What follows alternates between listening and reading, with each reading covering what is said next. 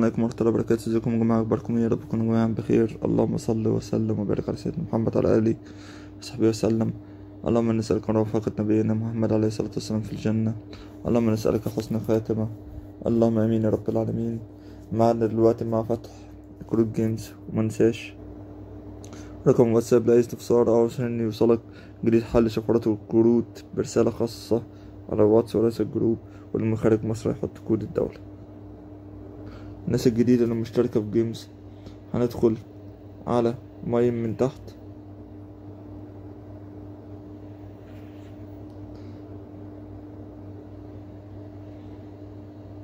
هنلاقي الكروت عندنا مقفولة بالشكل ده.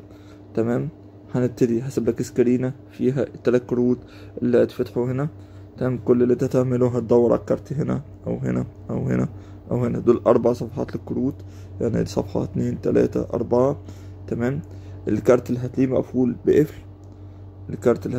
بقفل، هتنفذ المهمة اللي تحت منه.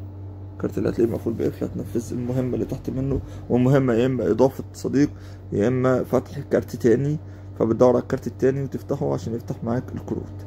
هسيب لكم سكرينة طبعا بالكروت. تمام، وهسيب لكم الفيديو مفتوح لمدة 3 دقايق، لمدة دقيقة آسف، بحيث إن انتوا تدوروا على الكروت براحتكم. السلام عليكم.